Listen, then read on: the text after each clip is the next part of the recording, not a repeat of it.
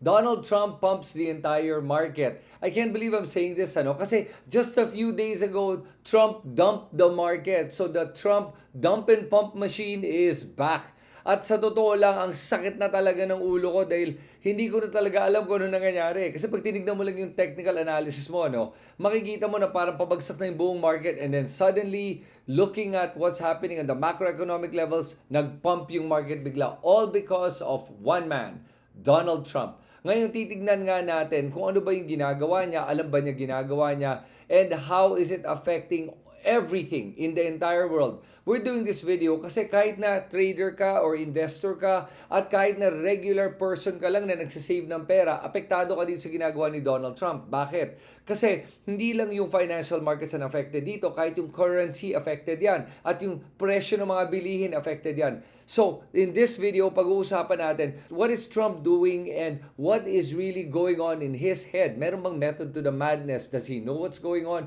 At baka may insider trading pa nga nangyayari dito.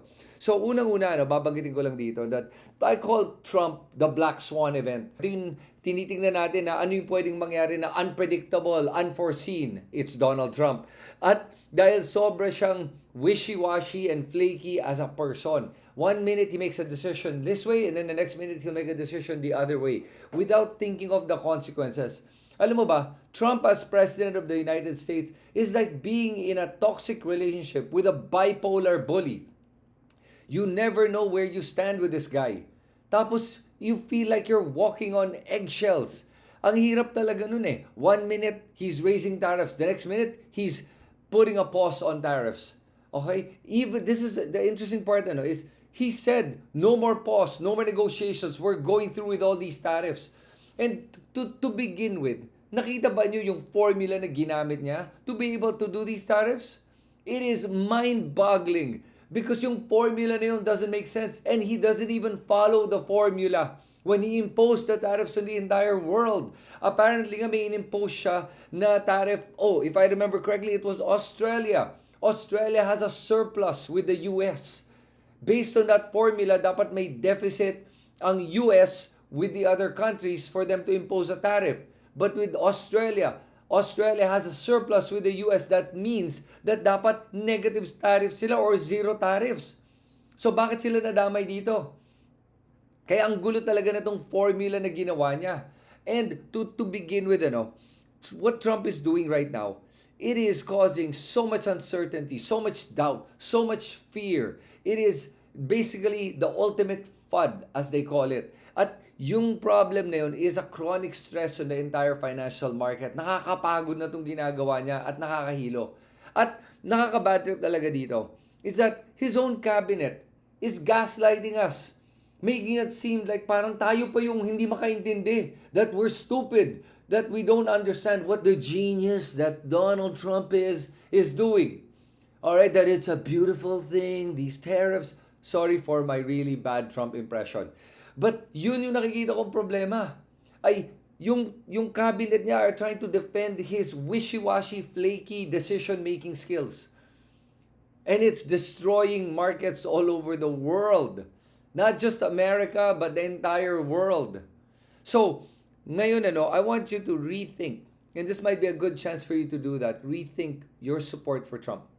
I certainly am rethinking it right now. So, let's look at some of the questions that we have. Is there method to the madness? Alam mo ba kung may method to the madness? Yes, you may appear crazy, but behind all that craziness, meron ka talagang master plan. With Trump, I don't think there's a master plan. I think he shoots from the hip. I don't think he has a plan. I think he thinks something, he thinks it's a good idea without studying it, and basta na lang shoot first, ask questions later. Problema dito, when he shoots first with the tariffs, bam, okay, may damage na, bumagsak ang market. Then he goes, oh, oops, and then he tries to resuscitate and revive. Yun yung problema. There is no method to this madness. He's literally creating or making decisions based on knee-jerk reactions. He's not using this. He's using too much of this. Instincts, as he calls it. That's his own words. He uses instincts. And yung nakikita kong pwedeng mangyari moving forward, is that with this pause, it's literally a pause. This is not a stop the tariffs, stop the trade war. No, he's just pausing it 90 days. He's buying himself time. And he's buying himself time because he is trying to figure out if he should continue or not. And we don't know if he will. Okay? If his ego will let him stop this trade war, this stupid trade war. How much damage is it going to cause the US market bago niya itigil itong trade war niya? Because in reality, yes, he's affecting the global market. But I think he's going to affect the US market more than any other country. He is going to negatively affect the US market and collapse the US economy. At ang nakakatawa, yung kanyang mga Trump supporters are all thinking he is the 4D chess player, the master of the art of the deal, and that he's crashing it intentionally. If he was crashing it intentionally, and then why did he pump it? Why did he reverse course? Oh, so that's an interesting question, diba? He said he wasn't going to reverse course, and suddenly he reverses. And if, kung talagang gusto niya i-crash yung market, then let it be. Let all the entire financial market collapse. Oh, so obviously, he doesn't want the market to crash. Pero the defenders of Trump are saying it's a genius move. Kaya pinapabagsak niya yung market. Doesn't make sense. Because now he pumped it. Not only did he pump it, he actually took credit for the pump. And he said, this is the best day in the financial markets. Look at it. It's glorious. It's a beautiful thing. His favorite phrase. And tignan mo dito. Ang nangyari ngayon, tanong mo sarili mo, why did he really pivot? Okay? His cabinet secretaries are all saying he pivoted because countries were negotiating. The plan worked. Okay? The tariffs on the entire world worked, and now everyone is begging to meet with him. Everyone's begging to negotiate except China. China stood up to Trump, and now China is going to face the full brunt of the tariffs, and it's been raised to 125%. Tapos sinasabi nila, China made the wrong move, and why did China do this? And I'm not a fan of China, by the way. But, ang ginagawa ng US is they're bullying the entire world to basically bend to their will. But you're trying to ask everyone to, no, that's not going to happen with everyone. And China fought back. Parang ganito lang yan eh. Sinapak ka ng isang tao, hindi ko, anong gagawin mo? Iiyak ka lang? Hindi. Kung ako sapakin ako, sasapakin din kita. O tapos nagagalit ka na sinapak kita. Why is the US pissed that China is retaliating or punching back or fighting back? What do they want the entire world to do? Just give in? No, of course not. I think Trump realizes that this is what's happening. The world is fighting back. The financial markets are reacting. Basically, the entire world is reacting to this, and now he's saying that it's all the panickers. Okay, that's his word, the panickers. And everyone's panicking now with this, and they shouldn't be panicking. And the reason why he paused the tariffs is because people are getting yippee. I think that's his word, yippee. And they're all becoming afraid, and that's why he paused it. Just a few hours later, there was a pause put in on the tariffs. Can you walk us through your thinking about why you decided to put a 90-day pause? Well, I thought that people were jumping a little bit out of line. They were getting yippee, They were getting a little bit yippee, a little bit afraid, unlike these champions. Excuse me, Mr. Trump. Guess what? Guess who panicked? Guess who the panicker is? Guess who's getting yippee? You are. Because you blinked. You capitulated. Because you saw the markets going down. And the most important market that he's looking at is the bond market.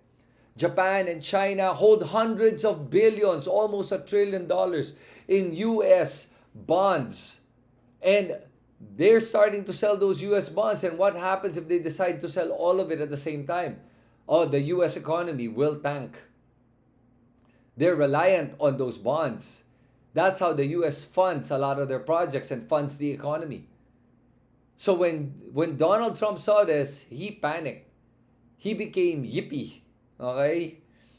Kaya nakikita mo dito that it's all a knee-jerk reaction. Everything he's doing. It's not a master plan. He's not a 4D chess player like his supporters claim him to be. Kasi easy as this we don't understand him, and please, make us understand him. I bet you his own press secretary doesn't understand him. She's literally clawing at straws right now, trying to figure out how to answer the press because of all of Trump's knee-jerk reactions and shoot from the hip type of decisions. So it's pure and simple. He panicked. He capitulated. He got worried. And now he's taking credit for the pump, which he caused the dump in the first place. The worst part is this. Parang may market manipulation nangyari. Parang may insider trading. Bakit? Kasi he tweeted. First of all, by the way, before I say about the tweet, the post he did on Truth Social, there was a rumor going around that he's going to pause the tariffs for 90 days. That was last week. Pero diniscredit siya ng cabinet ni Trump, sabing no, that's a rumor, that's not true, ganyan. And then suddenly, just the other day, he posted that he was telling people to buy the dip. It's a good time to buy the market. It's a good time to buy right now. Okay, he posted that. And about a few hours, mga 3 or 4 hours later, what happened? He announces that they're pausing the tariffs, and the markets reacted. And then he even bragged, look, some of my friends made money. He made 2.5 million. He made 900 million. Not bad, right? The market's doing well. On his post. Now, if that's not insider trading, I don't know what is. And now some people are saying naman na, well, he posted it. We should have just followed. He gave everyone the heads up. No. The reason he posted that is that that's a good scapegoat to be able to say that, well, no, nobody got the heads up on this. I posted it, and anyone that bought the dip could just say, I bought the dip because I saw the post of Donald Trump. There was no insider information. There's no insider trading. So this has to be investigated. Malaman natin talaga kung may insider trading. And I think the US government should investigate this. Will they do it or not? I don't know. But the Congress has a job to do right now to determine if insider trading is happening on the highest level, on the presidential level. Because this is not the first time that Donald Trump would post about something about a movement in the market or his decisions, and that actually happened. This happened already before where he pumped the market and the Bitcoin hit a God candle, and then right after that, it crashes.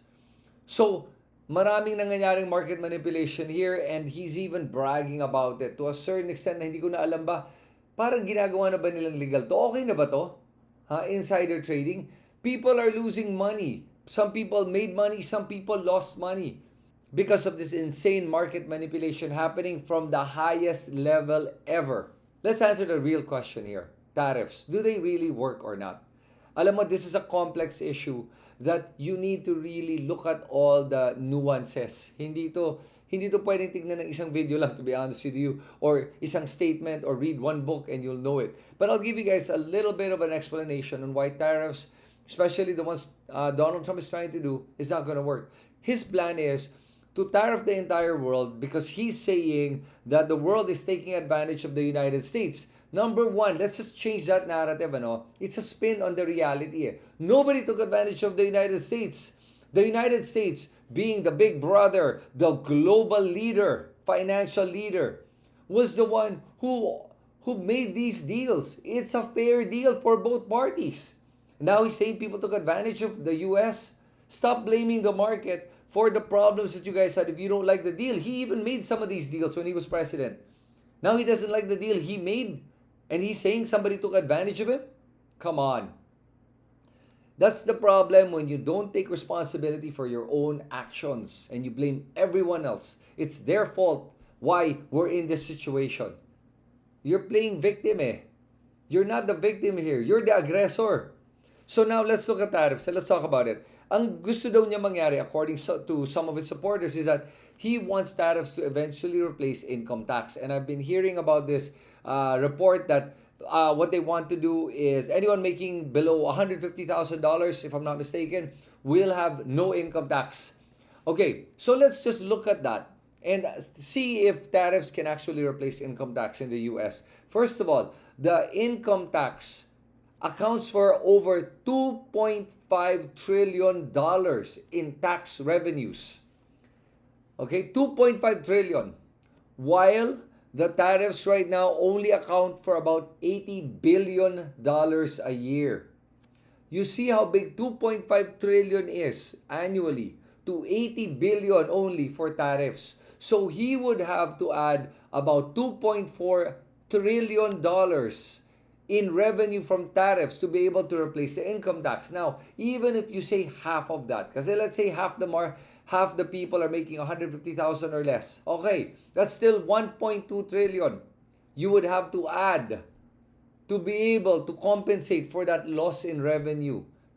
So the idea is he wants to raise the tariff levels and the tariff rate to such a astronomical level that it will hopefully be able to replace that lost income tax revenue of over $1 trillion.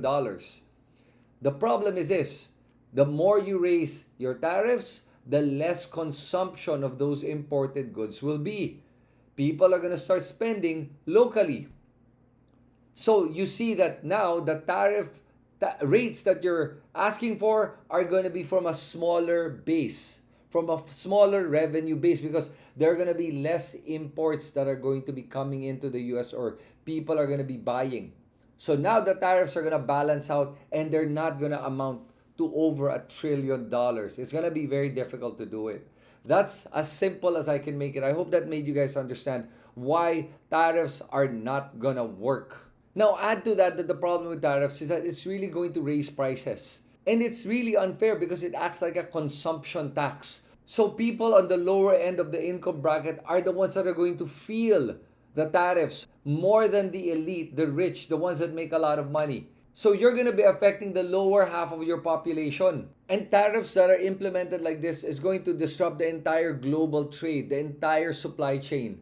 And ultimately, I think if Trump really proceeds with these tariffs, because his ego won't let him stop it, he's going to isolate the United States from the entire world. And it's going to create new global powers. People are going to look for a different asset that is not uncertain, that is not flaky, that can be reliable, that cannot be controlled by any one government. Now figure out what that is. Where all this flight to capital will go to. I know where it's going. I think you know what I'm talking about. Because you see that we cannot rely on any government when it comes to preserving the value of our assets. And now we see with Donald Trump, ang gulo talaga ng mundo ngayon. And I really hope he comes to his senses. If not, I hope somebody knocks some sense into him. And for all the supporters of Donald Trump, mag-isip-isip na kayo, because really, this man is not stable right now. And if he doesn't stop with this insanity, it will affect every one of us. What do you guys think? Do you think there's market manipulation happening? Do you agree with Donald Trump? I'd love to hear all your opinions and all your different perspectives. Please share all your thoughts with me on the comment section. And if you like content like this, please subscribe to this YouTube channel where we talk about money, finance, macroeconomic trends, trading, and of course, my favorite, Bitcoin. And by the way, just a reminder, this is not financial advice and I'm not your financial advisor. This is Chris Tan. I'll see you guys in the next video.